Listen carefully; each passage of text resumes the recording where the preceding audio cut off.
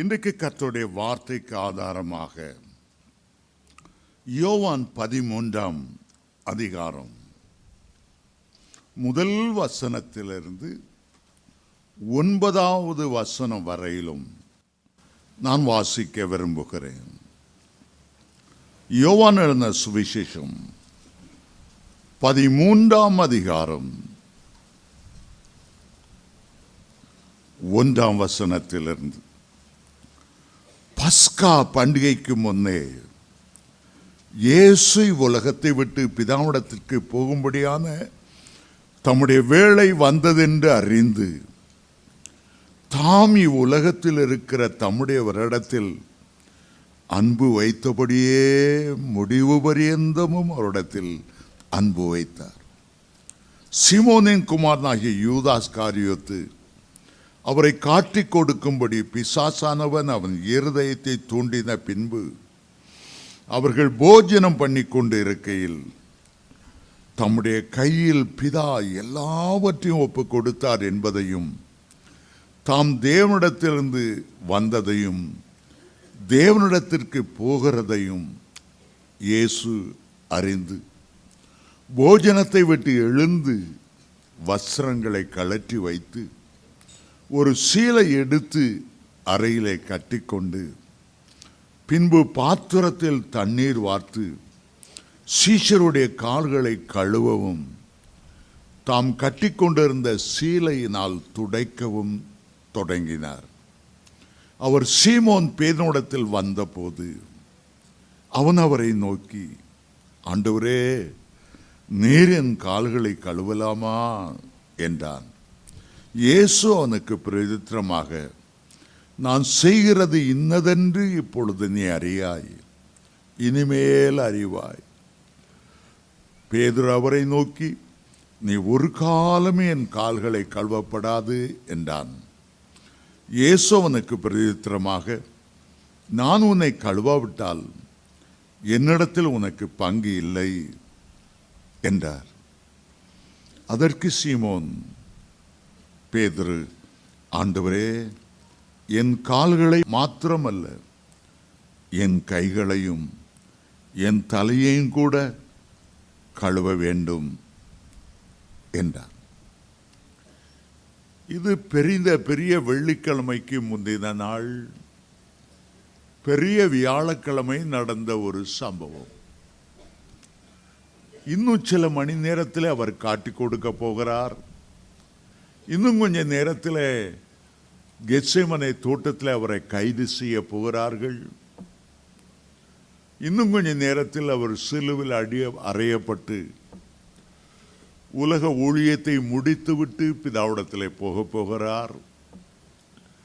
பிதாவிடத்தில் போகும்போது மிகுந்த கனமும் மகிமையும் பிதாவானவர் எல்லாவற்றையும் இயேசுவுக்கு ஒப்பு கொடுக்கிற ஒரு நேரம் என்பதை உணர்ந்தார்.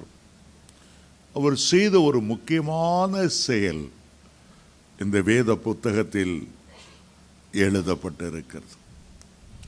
அது ஒரு பஸ்கா ஆட்டுக்குட்டியுடைய பண்டிகை. இஸ்ரவேல் ஜனங்கள் எகிப்தை விட்டு புறப்பட்டு, அதுதான் கடைசி இரவு, எகிப்தின் அடிமைத்தனத்திலிருந்து அவர்கள் கானானை நோக்கி புறப்படணும்.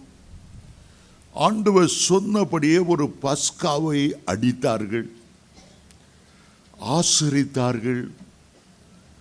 பஸ்கா ஆட்டுக்குட்டியுடைய இரத்தத்தை தங்களுடைய நிலைக்கால்களிலே பூசினார்கள்.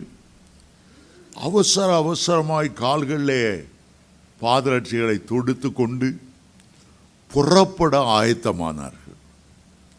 அந்த பஸ்காவிலிருந்து தான் இஸ்ரவேலருக்கு புதிய ஆண்டு பிறப்பை அவர்கள் கொண்டாடுகிறார்கள். இயேசு பூமியில் ஊழியம் செய்ய ஆரம்பித்த போது 3 ஆண்டுகள் அவர் ஊழியம் செய்ததினாலே 3 பஸ்காவை கடந்து அவர் வந்திருந்தார். அந்த பஸ்கா ஆடு என்பது இயேசுவையே குறிக்கிறது. அவர் யோவான் ஸ்நானகன் அவரை சுட்டி காண்பித்து யோவான் 1:29 சொன்னார், இதோ உலகத்தின் பாவங்களை சுமந்து தீர்க்கிற தேவ ஆட்டுக்குட்டி. ஒவ்வொரு முறையும் ஆட்டுக்குட்டிகளை பார்க்கும்போது பெதஸ்தா குளத்தண்டை வருகிறார். ஆட்டு வாசல் அருகே அந்த பெதஸ்தா குளம் இருந்தது. அந்த ஆட்டு வாசல் இயேசுவையே நினைவு கூர்ந்தது. வாசல் வழியாய் உட்பிரவேசிங்க, நானே அந்த வாசல், ஆட்டுக்குட்டியினுடைய வாசல் என்று அழைக்கப்பட்டது என்று யோவான் 5:2 வாசிக்கிறோம். வெளிப்படுத்தின விசேஷத்தில் இயேசுவை குறித்து சொல்லும்போது வெளிப்படுத்தல் 5:6 இதோ அடிக்கப்பட்ட வண்ணமாயிருக்கிற ஆட்டுக்குட்டி என்று எழுதப்பட்டு இருக்கிறது. வெளிப்படுத்தல் 13:8 வாசிக்கும் போது உலக தோற்றத்துக்கு முன்னால் அடிக்கப்பட்ட ஆட்டுக்குட்டி என்று அழைக்கப்பட்டிருக்கிறது. அந்த தான் சிலுவையில் அடிக்க போகிற அந்த நிழல், அந்த பஸ்கா ஆட்டுக்குட்டியினுடைய நிழல். வேதம் சொல்லுகிறது, அந்த நேரத்தில் அவருடைய உள்ளத்தில் ஒரு அன்பு பொங்கினது. 13:1 சொல்லுகிறது, அவர் தம்முடையவரிடத்தில் அன்பு வைத்தபடியே முடிவு பரியந்தம் அவர் அன்பு வைத்தார். முடிவு பரியந்தம் அன்பு வைத்தார். அந்த அன்பிலே மாற்றமே இல்லை. 3.5 ஆண்டுகளுக்கு முன்பு அழைக்கும் போது என்ன அன்பு வைத்தாரோ, 3.5 ஆண்டு காலங்களால் பல ஏற்ற தாழ்வுகள் இருந்த போதிலும் அன்பை அவர்களை விட்டு விலக்கவே இல்லை. ஆண்டவருடைய அன்பு நித்தியமான அன்பு. உங்களை நேசித்து தெரிந்து கொண்டாரே, இதுவரை வழிநடத்தினாரே, அந்த அன்பை விட்டு அவரை எடுக்கவில்லை. நீங்கள் எவ்வளவுதான் அவரை விட்டு தூரமாய் போயிருந்தாலும், எவ்வளவுதான் கண்ணின் காட்சிகளிலே நீங்கள் நடந்திருந்தாலும், இயேசுவே நீர் எனக்கு வேண்டாம் என்று கூட நீர் சொல்லியிருந்தாலும், அவர் உங்களிடத்தில் அன்பு வைத்தபடியே இன்றைக்கு வரைக்கும் அவர் அன்பு வைத்திருக்கிறார். இந்த வாசித்த இந்த வேத பகுதியிலே நீங்கள் ஒரு 5 காரியங்களை அறிந்து கொள்ளலாம். முதலாவது, அவருடைய அன்பு. அந்த அன்பினால் தான் கல்வாரியை நோக்கி நடந்தார். அந்த அநாதி சிநேகத்தால் தான் உங்களை சிநேகித்தார். அவருடைய அன்பை தான் முழுவதுமாய் இங்கே நீங்கள் வாசிக்கிறோம். இரண்டாவதாக, அவர் யாரையும் தள்ளாதபடி துரோகத்தை கூட தாங்கி கொண்ட அவருடைய கிருபை எண்ணி பாருங்க. யூதாஸ் காரியத்தை காட்டி கொடுக்கும்படி அந்த பந்தியிலிருந்து எழுந்து போய்விட்டான். இன்னும் ஒரு சில மணி நேரங்களிலே பேதுரு அவரை மறுதலிக்க போகிறார். பேதுரு அவரை சபிக்க போகிறார், சத்தியம் பண்ண போகிறார். இயேசுடைய குணம் என்ன?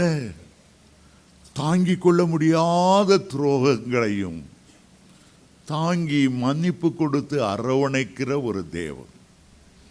எவ்வளவுதான் அவரை விட்டு தூர போனாலும் இன்னும் நேசிக்கிறேன் மகனே, இன்னும் நேசிக்கிறேன் மகளே, உன் பாவங்களெல்லாம் மன்னித்து மறுபடியும் நான் ஏற்றுக்கொள்ளுகிறேன். அந்த துரோகங்களை தாங்குகிற அன்பு. மூன்றாவது, இந்த வேத பகுதியில் நாம் அறிகிறோம் இயேசுனுடைய தாழ்மை. இயேசுடைய தாழ்மை, பாதங்களை பிடித்து கழுவுகிற ஒரு தாழ்மை. நான்காவது, இந்த வேத பகுதியிலே அவருடைய முன்மாதிரி. பூமியில வாழ்ந்த எல்லா மனிதருக்கும் ஒரு முன்மாதிரியை காண்பித்தவர். நானே இதை செய்ததுண்டானால் நீங்களும் ஒருவருக்கொருவர் அதை செய்யுங்கள். ஐந்தாவதாக, இந்த பகுதியிலே நம்முடைய உள்ளத்தை தொடுவது ஆண்டவருடைய கழுவுதல் ஆகும். ஞானஸ்நானத்திலே தண்ணீரினால் அவர் கழுவுகிறார். சிலுவையிலே இரத்தத்தினாலே கழுவி நமக்கு ரட்சிப்பை கொடுக்கிறார். மூன்றாவது, பரிசுத்த ஆவினாலே நம்மை கழுவுகிறார்.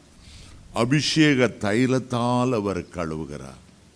இந்த 5 சுபாவங்களையும் இப்போது நாம் சற்றே சுருக்கமாக பார்க்க போகிறோம். கால்களை கழுவுகிற அந்த அன்பு, அதை யோசித்து பாருங்க, அதை யோசித்து பாருங்க. உங்களை நல்ல ஒரு சேர்ல வசதியாக ஆண்டவர் உட்கார வைத்து விட்டு நேர உங்க பாதத்தை கீழே வந்து அவர் தரையில உட்காருகிறார். உங்களுடைய மனக்கண்கள் முன்பாக அதை கொண்டு வாருங்கள். உங்களுடைய கால்களை அவர் பிடிக்கிறார். அவர் சாதாரணமானவர் அல்ல, ராஜாதி ராஜா, கர்த்தாதி கர்த்தா. வெளிச்சம் உண்டாக கடவது, வெளிச்சத்தை உண்டாக்கின, அண்டசராசரங்களை ஆகாய மண்டலத்திலே பரப்பினவர், ஆதியிலே வார்த்தையாயிருந்தவர், சகலமும் அவருக்கென்றும் அவரை கொண்டும் உருவாக்கப்பட்டது. இந்த அப்போஸ்தலனாகிய பவுல் எழுதுகிறார். பெரிய மகிமையின் ராஜா, தேவ தூதல் கூட அவருடைய அருகில வர பயப்படுகிறவர்கள். சேராபீன்கள் முகத்தை மூடிக்கொண்டு அவரை ஆராதிக்கிறார். பயபக்திக்குரிய பரலோகத்துக்குரியவர் பூமிக்கு அடிமையின் ரூபம் எடுத்தது வந்தது மட்டுமல்ல, உங்களுடைய காலின் கீழாய் உட்கார்ந்து உங்களை உயர்ந்த ஸ்தானத்தில் உட்கார வைத்து விட்டு உங்களுடைய கால்களை பிடிக்கிறார். அந்த அன்பை எண்ணி பாருங்க, அந்த அன்பை எண்ணி பாருங்க. சில ஆண்டுகளுக்கு முன்பு நான் ஒரு பெந்தெகோஸ்தே சபைக்கு போயிருந்தேன். அங்கே வருஷத்துக்கு ஒரு முறை தங்களை சுத்திகரித்து கொண்டு புதிய வருஷத்துக்குள் பிரவேசிப்பதற்கு முன்பாக கால்களை கழுவி திருவிருந்த ஆராதனையை பகிர்ந்து கொள்வார்கள். அதற்கு ஒரு வார காலம் கூட்டம், ஒரு வார காலம் உபவாசம்.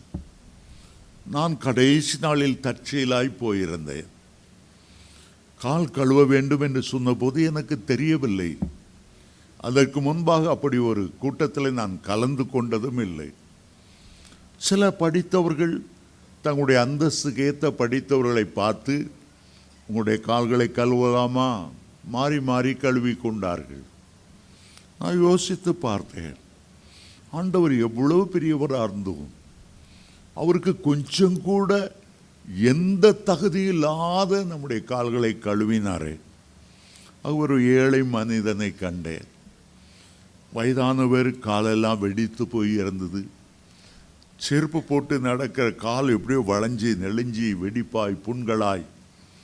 ஐயா, உங்களுடைய கால்களை கழுவலாமா என்று கேட்டேன். அவருடைய கால்களை பிடித்தேன். உண்மையில் எனக்கு அழுகை வந்தது. இயேசுடைய அன்பு ரோமர் 5:5 சொன்னது போல உள்ளத்தில் ஊற்றப்பட்டது போல உணர்ந்தேன். ஆண்டவர் எவ்வளவு தாழ்மையை காண்பித்தார். இதற்கொப்பான தாழ்மை வேறு ஒன்றுமே இல்லை. பலர் கால்கள் கழுவ தண்ணி கொடுப்பாங்க. ஆதியாகமம் 18ஆம் அதிகாரத்தில் வாசிக்கும் போது, ஆபிரகாம் வீட்டுக்கு 3 புருஷர்கள் வந்தார்கள். தண்ணீரை அவருடைய கையில் கொடுத்து கழுவிக்கொள்ளுங்கள் என்று சொல்லிவிட்டார். 19ஆம் அதிகாரத்தில் லோத்து வீட்டுக்கு 3 புருஷர்கள் வந்தார்கள். தண்ணீரை கொடுத்து உங்களுடைய கால்களை கழுவி இளைப்பாருங்கள் என்று சொன்னார்கள். லாபான் வீட்டுக்கு எலியேசர் வந்தார். லாபான் தண்ணீரை கொடுத்து கழுவி கொள்ளுங்க. கால்களை கழுவி சுத்தப்படுத்தின வீட்டுக்கு வர வேண்டியது அந்த நாட்களில் இருந்த ஒரு பழக்கம். ஆனால் யாருடைய கால்களையும் அந்த வீட்டு எஜமான் கழுவ மாட்டான். அவன் கழுவ மாட்டான், அவனுடைய பிள்ளைகளும் கழுவ மாட்டார்கள். அவனுடைய வேலைக்காரனாலும் சரி, உக்கரானக்காரனாலும் சரி, யாரும் மற்றவருடைய கால்களை கழுவ மாட்டார்கள். கால்களை கழுவது ஒரு இழுக்கு போன்ற, அதற்காக என்ன வைத்திருப்பார்கள், வீட்டுக்குள்ளேயே வர முடியாத ஒரு அடிமை, அடிமையிலும் அடிமை. அவன் வீட்டு வாசலையே கிடக்கணும். அவன் என்ன செய்வான், அவருடைய கால்களை கழுவி சுத்திகரித்து அந்த வீட்டுக்குள்ள அனுப்புவான். அவனுடைய கையில் ஒரு சீலை எடுத்து, ஒரு டவலை எடுத்து துடைத்து அனுப்புவான். உண்மையிலேயே அன்றைக்கு கால் கழுவும் போது, அதை வயது முதிர்ந்தவருடைய பாதங்களை பிடித்து கழுவும் போது ஆண்டவர் தன்னை எவ்வளவு தாழ்த்தினார். பிலிப்பியர் 2 வாசிக்கிறோம், அடிமையின் ரூபம் எடுத்து மரண பரியந்தம் தன்னை தாழ்த்தினார். ஒரு அடிமையை போல தாழ்த்தினார். தேவகுமாரன் தேவகுமாரன் என சொல்லப்படுவதை அவர் ஒரு மேன்மையாய் கருதாமல் அடிமையின் ரூபம் எடுத்து சிலுவையின் மரண பரியந்தம் தாழ்த்தினார். இந்த காலை கழுவும்போது உண்மையிலேயே இயேசு என் கால்களை பிடித்திருப்பது போல எனக்கு உணர்வு. பேதுருவின் கால்களை பிடிக்க வரும்போது, ஆண்டவரே நீர் என் கால்களை கழுவவே கூடாது, நான் அதற்கு பாத்திரவான் அல்ல. பேதுரு பதறி போனால், துடித்து போனார். ஒரு காலமும் என் கால்களை கழுவக்கூடாது. இயேசு சொன்னார், உன் கால்களை நான் கழுவாவிட்டால் உனக்கு என்னிடத்தில் பங்கு இல்லை. உடனே பேதுரு சொன்னார், என் கால்களை மட்டுமல்ல, என் கைகளை மட்டுமல்ல, என் தலையையும் கழுவ வேண்டும். கால்களை கழுவணும், கைகளை கழுவணும், என் தலையையும் கழுவணும். பேதுரு கண்ணீரோடு சொன்னார். அருமையான தேவனுடைய பிள்ளைகளே, இயேசுவினுடைய தாழ்மை, பிறப்பிலிருந்தே அவர் தாழ்மையை தான் வெளிப்படுத்தி கொண்டு வந்தார். ஒரு அரண்மனையில் அவர் பிறக்கவில்லை, ஒரு சத்திரத்தில் கூட அவருக்கு இடம் கொடுக்கவில்லை. பூமியில் வாழும்போதும் கண்ணீரோடு சொன்னார், நரிகளுக்கு குழிகள் உண்டு, ஆகாயத்து பறவைகளுக்கு கூடுகள் உண்டு, மனுஷகுமாரனுக்கோ தலை சாய்க்க இடமில்லை, தலை சாய்க்க இடமில்லை. இயேசு தன்னுடைய வாழ்க்கை முழுவதும் சீஷர்களுக்கு ஒன்று கற்றுக் கொடுக்க விரும்பினார் என்றால் அது தாழ்மை, அது தாழ்மை, அது தாழ்மை. லூசிபராகிய சாத்தானை பாருங்கள், ஒரு மனிதனுக்குள் அவன் ஊட்டுவது பெருமை, பெருமை, பெருமை.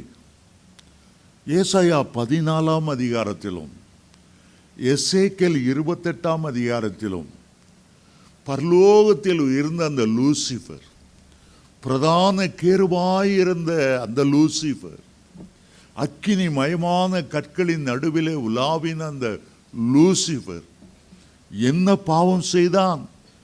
ஆம், அவனுக்குள் பெருமை வந்துவிட்டது. ஆண்டவருக்கு விரோதமாய் தன்னை உயர்த்த நினைத்தான். வடபுறத்தில் உள்ள ஆராதனை கூடத்தில் நான் ஏறுவேன், உன்னதமானவருக்கு ஒப்பாவேன். அதுதான் அவனுக்குள்ளே வந்த பெருமை, அதுதான் அவனுக்குள்ளே வந்த பெருமை. ஆகவேதான் அவனை பரலோகத்தில் இருந்த ஆண்டவர் கீழே தள்ளினார். ஆதாம் ஏவாளுக்குள் அவன் ஊட்டினது என்ன? அந்த பெருமையைத்தான் ஊட்டினான். இந்த பழத்தை தின்றால் நீங்கள் தேவனை போல மாறிவிடுவீர்கள். இவன் மண்ணிலிருந்து உருவானவர், அவர் ஜோதிகளின் பிதா. எப்படி தேவனை போல மாற முடியும்? உடைய மனக்கண்களை குருடாக்கினான். பெருமையை ஊட்டி வளர்க்க சித்தமான அருமையான தேவனுடைய பிள்ளைகளே, நீங்கள் பரிசுத்தத்துக்காக எப்படி தேவனை நோக்கி கெஞ்சுகிறீர்களோ, எப்படி ஒரு ஜெப ஆவி உங்களை இறங்க வேண்டும் என்று வேண்டிக் கொள்கிறீர்களோ, எப்படி ஆவியின் வரங்கள் உங்களை செயல்பட வேண்டும் என்று ஜெபிக்கிறீர்களோ, அதை பார்க்கிலும் மனத்தாழ்மைக்காக ஜெபிங்க. உமக்கு முன்பாக, விசுவாசிகளுக்கு முன்பாக, ஊழியக்காரர்களுக்கு முன்பாக மனத்தாழ்மையோடு நடந்து கொள்வேன். நீர் எனக்கு எவ்வளவு செல்வம் கொடுத்தாலும் உம்முடைய தாழ்மையை நான் தரித்து கொள்வேன். பிலிப்பியர் 2:5 வாசிக்கிறோம், கிறிஸ்து இயேசுவிலிருந்து அந்த தாழ்மையின் சிந்தையே உங்களுக்கும் இருக்க கடவுது. தாழ்மை உள்ளவர்களுக்குத்தான் ஆண்டவர் கிருபை அளிக்கிறார். பரலோகத்திலிருந்து ஆசீர்வாதம் அவனை நோக்கி இறங்கி வருகிறது. சிலருக்கு பணத்தை ஆண்டவர் கொடுத்து விட்டால் அவருடைய கையில் பிடிக்க முடியாது. அற்பனுக்கு வாழ்வு வந்தா அர்த்தராத்திரி கொடை பிடிப்பான்னு சொல்லுவாங்க. சிலருக்கு ஆண்டவர் செல்வம், செல்வாக்கு, பணம் பேலன்ஸ் பண்ண முடியாது. சிலருக்கு வரங்களை கொடுத்து விட்டா அப்பா அவங்கள கையில் பிடிக்க முடியாது. ஆண்டவர் எதிர்பார்க்கிற, உங்களிடத்தில் எதிர்பார்க்கிற ஒரு சுபாவம், இந்த ஜாதி பெருமையோ, குல பெயர் பெருமையோ, அந்தஸ்து பெருமையோ, உன் படிப்பு, நீ வச்சிருக்கிற காரு, நீ உன்னுடைய வாழ்கிற வீடு, அந்த மேன்மையெல்லாம் ஆண்டவர் கிருபையாய் தந்தது. என் சாமர்த்தியம் அல்ல, என்னுடைய படிப்பல்ல, மேன்மை இல்லை, உங்களுடைய கிருபப்பா, உங்களுடைய கிருபை. இந்த தாழ்மையோடு நடந்து கொள்ளும் போதுதான் ஆண்டவர் உங்களை ஆசீர்வதிப்பார். ஆண்டவர் உங்களை ஆசீர்வதிப்பார்.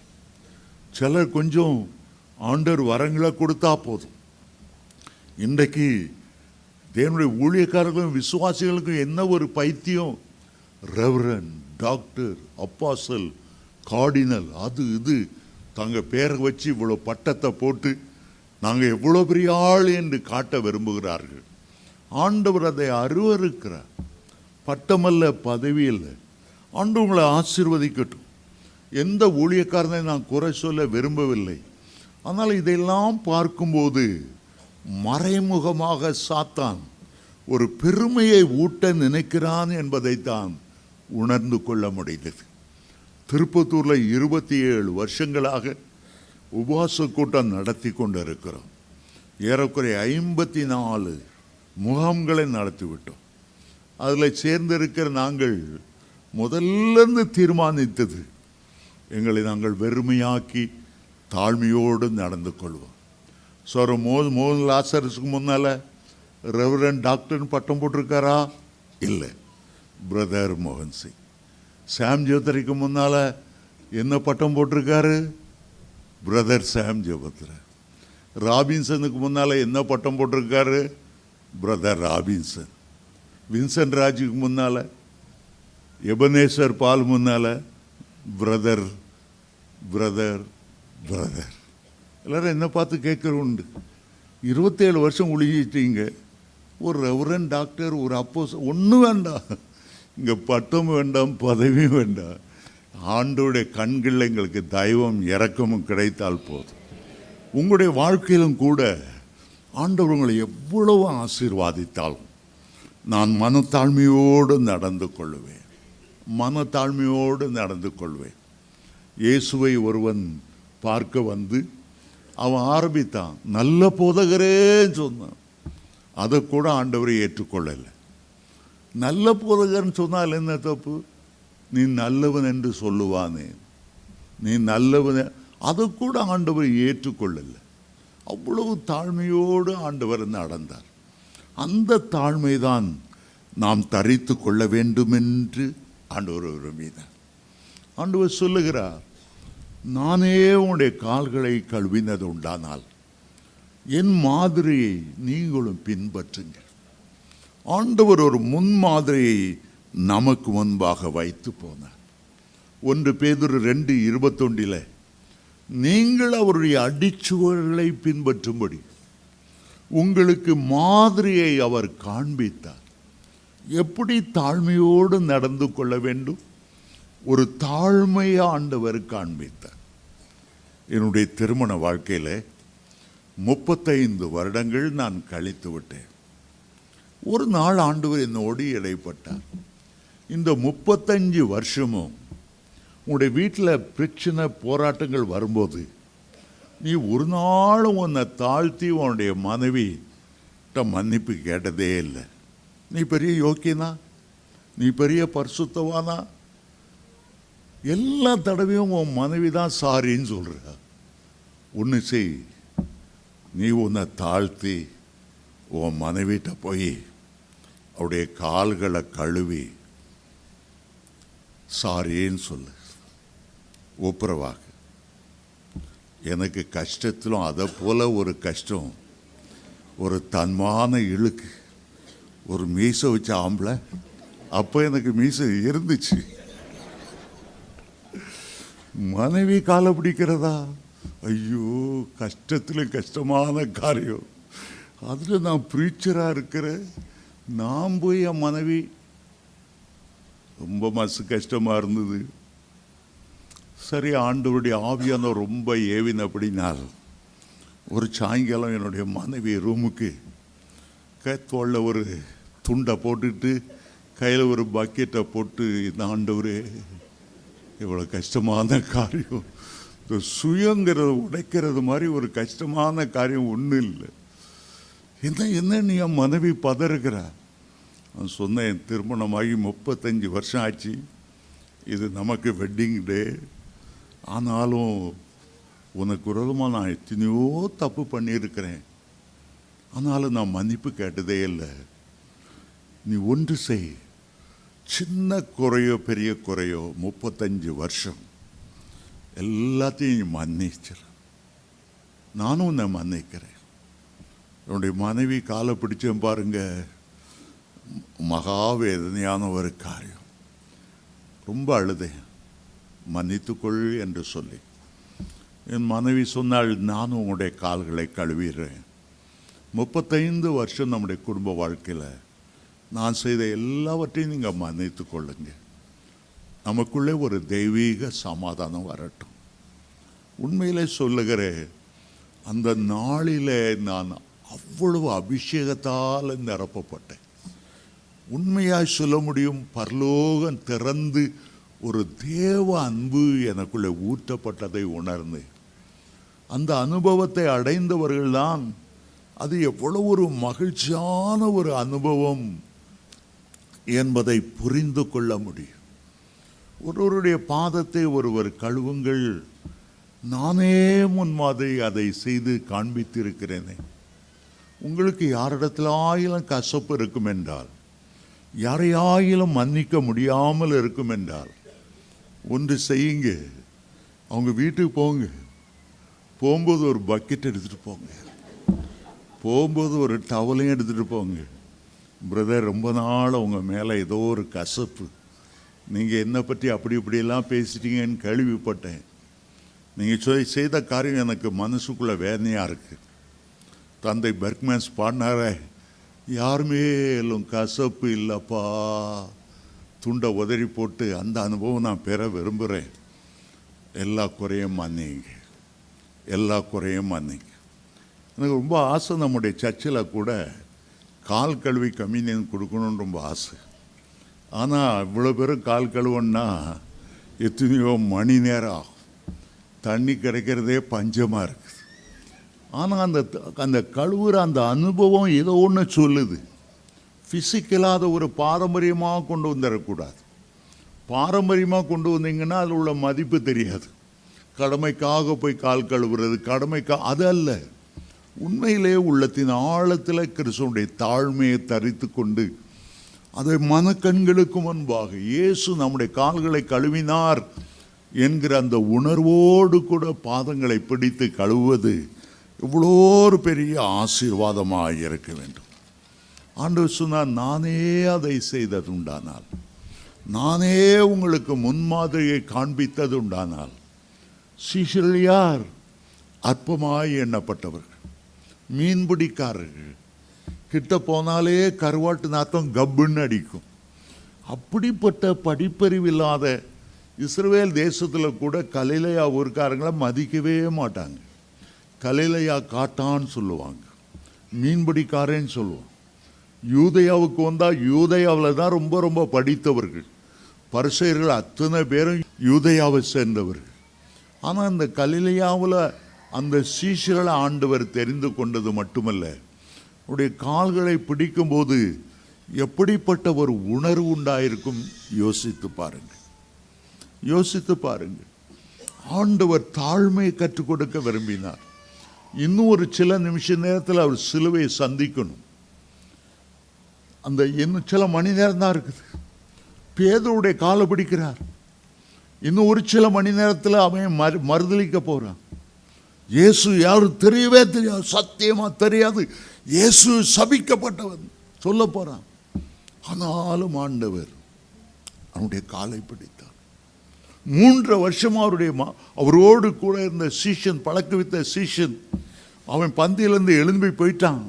இயேசுவை காட்டி கொடுத்து 30 வெள்ளிக்காசு வாங்கி பாக்கெட்டில் போய் ஒரு அப்பார்ட்மெண்ட் வாங்கணுன்ட்டு அவன் போயிட்டான். அப்படி ஒரு துரோகிகளையும் மன்னித்து, அதெல்லாம் மனசுல வைக்காம, எந்த கசப்பும் இல்லாம பேதுருடைய கால்களை பிடிக்கிறார். அவனுக்கு சொல்றான், நீ என் காலை பிடிக்காதையும், என் காலை பிடிக்காதையும். நம்ம சொல்றோம், காலை பிடிச்சாவது இதா ப்ரொமோஷன் கிடைக்குதா பாரு. காலை பிடிச்சா பழங்களும் வாங்கி கொடுத்து, யார் காலை விழுந்தாவது காலை பிடிச்சாவது முன்னேறதுக்கு வழிப்பார். பேதுரு சொல்றான், என் காலை தொடாதையும், காலை பிடிக்கூடாது. நீ எவ்வளவு பெரியவர், நான் எவ்வளவு சிறியவர். ஆண்டவர் சொல்றாரு, நீ பிடிக்கப்படாது கழுவப்படாதுன்னா பங்கில்லாம போயிடும்.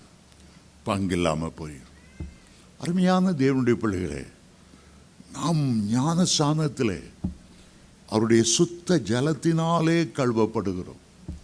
புறம்பான ஒரு கழுவப்படுதல். அதே நேரம் சிலுவை அண்டை வரும்போது அவருடைய இரத்தத்தினால கழுவப்படுகிறோம். 1 கொரிந்தியர் 6:4 அபிஷேகத்தால அவருடைய நாமத்தால கழுவப்பட்டீர்கள், அவருடைய ஆவினாலும் கழுவப்பட்டீர்கள். ஒரு அபிஷேகத்தால நாம் கழுவப்படுகிறோம். இந்த 3 கழுவப்படுதலும் தேவனுடைய பிள்ளைகளுக்கு அவசியம். தண்ணீரால் கழுவப்படுவது ஞானஸ்நானம், இயேசுடைய இரத்தத்தால் கழுவப்படுவது நமக்கு ரட்சிப்பு, பரிசுத்த ஆவியினால் கழுவப்படுவது அது தேவனுடைய வல்லமையை தரித்து கொள்ளுது. கழுவப்பட்ட பிறகுதான் இயேசு தன்னுடைய வஸ்திரங்களை உடுத்தினார். நமக்கு ஆவிக்குரிய வஸ்திரங்களை குறித்து 7 ஆவிக்குரிய வஸ்திரங்களை குறித்து வாசிக்கிறோம். ஏசாயா 61:10 சொல்லுகிறது, அவர் ரட்சிப்பின் வஸ்திரத்தை உடுத்தி நீதியின் சால்வையை நமக்கு தரிப்பித்தார். அதுபோல ஏசாயா 61:3 துதியின் உடையை அவர் நமக்கு கொடுத்தார். அதுபோல வெளிப்படுத்தல் 19:9 பரிசுத்தவான்களின் நீதியாகிய மெல்லிய வஸ்திரம். வெளிப்படுத்தல் 3 பரிசுத்தமான வெண் வஸ்திரம் அவனுக்கு தரிப்பிக்கப்படும். சங்கீதம் 45 சித்திர தையலாடை ஆண்டவர் நமக்கு தரிப்பிக்கிறார். கழுவப்பட ஆண்டவர் விலையேறப்பட்ட பரலோக வஸ்திரங்களை அவர் நமக்கு தந்தருளுகிறார். கழுவப்பட வேண்டியது ரொம்ப அவசியம். பேதுரு சொல்லுகிறார், ஆண்டவரே உமக்கு எனக்கு பங்கு இல்லாமல் போய்விடக்கூடாது. இந்த திருவிருந்து ஆராதனை ஆண்டவரிடத்தில் நமக்கு பங்கு கிடைப்பதற்காக. இந்த திருவிருந்து ஆராதனை குறித்து இயேசு சொன்னார், இந்த அப்பத்தை புசித்து இந்த இரத்தத்தை பண்ணுகிறவனை நான் அவனை எழுப்புவேன், கடைசி நாளில் அவனை நான் எழுப்புவேன். இந்த அப்பத்தை புசித்து இந்த இரத்தத்தை பானம் பண்ணுகிறவனுக்கு நித்திய ஜீவன் உண்டு. ஆகவே இது ஒரு சடங்காச்சாரம் அல்ல, இது ஒரு முக்கியம் வாய்ந்த ஒரு அனுபவம். தாவீது பாவம் செய்த போது தேவ சமூகத்தை நெருக்க தகுதியற்றவன் என்பதை உணர்ந்தார். அவனுடைய பாவம் ஒரு தடுப்பு கல்லாய் இருந்தது. ஏசாயா 59:2 சொல்லுகிறது, உங்களுடைய பாவங்களே உங்களுக்கும் தேவனுக்கும் இடையே பிரிவினை உண்டாக்குகிறது. உங்களுடைய அக்கிரமங்களே அவர் உங்களுக்கு செவி கொடுக்க முடியாதபடி உங்களை தடுக்கிறது. ஆகவேதான் அவர் சொன்னார், சங்கீதம் 51 வாசிக்கும் போது 2ஆம் வசனத்தில் அவர் சொல்லுகிறார், என் அக்கிரமம் நீங்க என்னை முற்றிலும் கழுவி என் பாவங்கள் அற என்னை சுத்திகரி. என் அக்கிரமங்கள் அற கழுவும், என்னை கழுவும், என்னை சுத்திகரியும். 7ஆம் வசனத்தை சொல்லுகிறார், ஆண்டவரே என்னை ஈசோப்பினால் சுத்திகரியும், என்னை கழுவியருளும். அப்போது உறைந்த மழையை போல நான் வெண்மையாவேன் என்று சொன்னார். கழுவப்படுவது எவ்வளவோ முக்கியம். கழுவப்படுவது எவ்வளோ முக்கியம். ஆகவே தான் எதை இழந்து போனாலும் திருவிருந்து ஆராதனை நாம் இழந்து போகவே கூடாது. சாதாரணமாக பாவத்தை கழுவுவதற்கு வேறு வழியே கிடையாது. இயேசுவின் இரத்தமே இல்லாமல், ஆட்டுக்குட்டியின் இரத்தமே இல்லாமல் நம்மை சுத்திகரிக்க வேறு ஒன்றுமே கிடையாது. கல்லூரி படித்தீர்கள் என்றால் ஷேக்ஸ்பியர் நாடகம் ஒன்று, மேக்பத் என்ற நாடகத்தை ஒரு குறித்து கேள்விப்பட்டிருக்கலாம். அதில் ஒரு நல்ல அன்புள்ள பண்புள்ள ராஜா இருந்தார். அதில் ஒரு முக்கிய மந்திரி, இராணுவ மந்திரி. அவருடைய மனைவி, அவளுக்கு ரொம்ப ஆசை மகாராணியாக மாறணும், தான் புருஷன் அரசனாக மாறணும். ஆகவே புருஷனை தூண்டி விட்டான். டைம் கிடைக்கும்போது ராஜாவை கொந்துரும். ஏற்ற வேலை வரும்போது சொன்னா, இன்னைக்கு ராஜா விருந்துக்கு வருவார், உன் ஆட்கள்லாம் ரெடி பண்ணி வச்சிரு. தனிமையாக இருக்கும்போது சதக் சதக் ரத்தம் கொப்பளி சாகட்டும், அப்போதான் நீங்கள் ராஜாவாக முடியும். இல்லைன்னா நீங்கள் ராஜாவாக முடியாது. நீங்கள் ஆட்டாலும் பரவாயில்ல, நான் ராணியே ஆகி தீரணும். 1000 தலை வாங்கி தான் அபூர்வ சிந்தாமணி அம்மா மாதிரி இந்த அம்மாவுக்கு ராஜாவை கொன்று தான் ராணி ஆயிரணும். கடைசியில் சந்தர்ப்பம் கிடைத்தது, ராஜாவை கொன்னுட்டான். ராஜா துடிக்கிறான், கொல்லாதப்பா, நான் என்ன செய்தேன், உன்னை மந்திரியா மாத்தன்னு இன்னும் உயர்த்துறேன், கொல்லாத கொல்லாத. இவ்வளோ கெஞ்சி கூட்டு இருந்தோம். தான் மனைவிக்கு ராணி பதவி கிடைக்கணும்க்கா, கொன்னுட்டான். இனிமேல் ராஜாவா வரணும். ஆனால் அவனுக்குள்ள பயங்கர குற்றமான சாட்சி. இரவும் பகலும் இந்த ராஜா அலறுறது போல, ரத்தம் சிதறும்போது கொல்லாத கொல்லாத காலை பிடிக்கிறது போல. கொன்ன உடனே அந்த மனசாட்சியில் அவன் மூளையை கலங்க ஆரம்பித்தது. அவன் சொன்னான், எத்தனை சோப்பை போட்டு ரத்த கரை படிந்த என் கையை கழுவினாலும் ரத்த வாசனை வீசுது. நான் செய்த குற்றத்தை மன்னிக்க முடியல. அவன் எழுதுகிறான், சவுதி அரேபியாவில் அவ்வளோ வாசனை திரவங்கள், அவ்வளோ சென்ட்டுகளை கொண்டு பாட்டிலாக என் கையில் ஊற்றினாலும் இந்த ரத்த வாசனை என்னால் மறக்க முடியல. கையை பார்க்கவே அவனுக்கு பயம். பைத்தியக்காரன் ஆயிட்டான், பைத்தியக்காரன் ஆயிட்டான். அருமையான தேவனுடைய பிள்ளைகளே, எந்த மதமும் பாவ மன்னிப்பை பற்றி பேசுனதில்லை. இரத்த கரை படிந்த கையா இருக்கலாம். உன் கையாலேயே உன் வயிற்றில் இருக்க பிள்ளை வேண்டான்னு சொல்லி டாக்டர்கிட்ட போய் கொண்டிருக்கலாம். ஒரு இரத்த கரை படித்த சாபம் அநேக குடும்பங்களில் இரத்தத்தினால் வந்த சாபம். ஆனால் இயேசுனுடைய கை கிருபையாய் அவருடைய இரத்தம் நம்ம மேல ஊற்றப்படுகிறது. குற்றமான சாட்சி மாறுகிறது. 1 யோவான் 1:9 சொல்லுகிறது, நாம் நம்முடைய பாவங்களை அறிக்கையிட்டால் எல்லா பாவங்களையும் நமக்கு மன்னித்து எல்லா நியாயத்தையும் நீக்கி நம்மை சுத்திகரிக்க அவர் உண்மையுள்ளவராகவே இருக்கிறார். நீதிமொழி 28:13 சொல்லுகிறது, தன் பாவங்களை மறைக்கிறவன் வாழ்வடைய மாட்டான், அவைகளை அறிக்கை செய்து விட்டுவிடுகிறவனோ இரக்கம் பெறுவார். இரக்கம் பெற இன்றைக்கும் கர்த்தர் ஒரு நல்ல தருணத்தை தந்திருக்கிறார். என்ன காரியம் குற்ற மனசாட்சியை வாதித்து கொண்டு இருக்கிறதோ, எதினாலே உன்னுடைய குடும்பத்தை சாபம் சூழ்ந்து கொண்டு இருக்கிறதோ, எது நீ முன்னேற விடாமல் தடுத்து நிறுத்தி கொண்டு இருக்கிறதோ, இன்றைக்கு ஆண்டவரை பார்த்து சொல்லுவோம். பேதுரு சொன்னார், ஆண்டவரே, என் கால்களை மட்டுமல்ல, என் கைகள், என் தலையையும் கழுவும். ஏன் தன்னுடைய பாதங்களை பற்றி அவன் பேசினான்? என் கால்கள் கழுவப்படணும். கால்கள் என்பது சுய சித்தத்தை குறிக்கிறது. மனம் போல நடந்து திரிகிறது, தனிக்காட்டு ராஜா மாதிரி ஓடி திரிகிறது, கண்ணு காட்சிகளை நடக்கிறது. உலகத்தான் பாடுறான், எப்பா கண்ணு போன போக்கில் உன் கால் போகலாமா? கால் போன போக்கில் உன் சிந்த போகலாமா? பேதுருவை பார்த்து ஆண்டவர் சொன்னார், நீ இளவயதாய் இருக்கும்போது உன்னை நீயே அரை கட்டி கொண்டு நீ ஓடி திரிந்தாய்.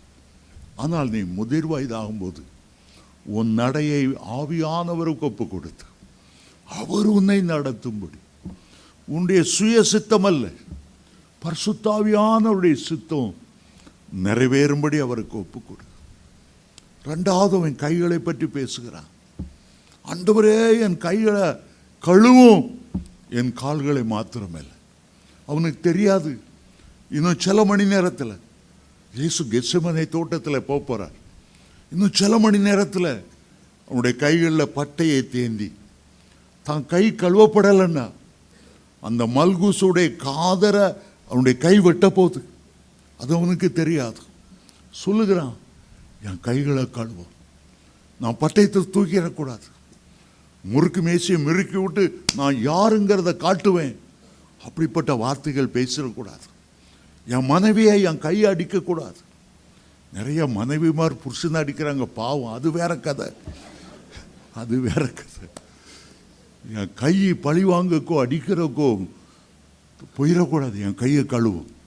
திடீர்னு ஓங்கிற தோணுது, என் தொழிலாளியை அடிக்கும்படி தோணிடுது, என் கையை கழுவும், என் கையை கழுவும், என் தலையை கழுவும். மூணாவது சொல்லுகிறார், காலை கழுவும், சுயசித்து இருக்கக்கூடாது, கைகளை கழுவும், கோபம் தரக்கூடாது, கையை நீட்டிடக்கூடாது, என் தலையை கழுவும், பொல்லாத சிந்தனைகள் என் தலைக்குள் வந்துடக்கூடாது, இச்சையின் ஆவிகள், விபச்சார வேசித்தன ஆவிகள், அந்த எண்ணங்களில் நான் ஜெயம் பெறணும், என் தலையை கழுவும். ஆண்டவர் சிலுவையில் அறையப்பட்ட இடம் மண்டையோட்டு மலை, அந்த மண்டைக்குள்ள தான் பொல்லாத சிந்தனைகள் எண்ணங்களும் வந்து மனுஷனை தீட்டுப்படுத்தும் என்று வேதம் சொல்லுகிறது. ஆனால் தான் அந்த கொல்கதா மண்டையோட்டு மலையில் அந்த தலையில் சிந்தனைகள் புறப்படுகிற இடத்துல தான் ஒரு சிலுவையில் அறைய ஒப்பு கொடுத்த. அவன் 3 காரியத்தை கேட்கிறான். காலை மட்டும் இல்லை, கையை கழுவும், சிந்தையனை கழுவும். பிலாத்து கூட பாவம் செய்துட்டான், குற்றமற்ற இரத்தத்தை சிலுவையில் அறைய ஒப்பு கொடுத்துட்டான். மற்ற 27ஆம் அதிகாரம் 24 பிலாத்து கையை கழுவினானா. இதுக்கு நான் பாத்திரம் அல்ல, இதற்கு நான் பாத்திரம் அல்ல. நம்முடைய ஆண்டவர் என்ன செய்கிறார்? வெளிப்படுத்தல் 1:6 அவர் சொல்லுகிறார், உங்களை பாவங்களற கழுவி தேவனாகிய கர்த்தருக்கு முன்பாக உங்களை ராஜாக்களும் ஆசாரியர்களுமாய் மாற்றினார். ஹல்லேலூயா.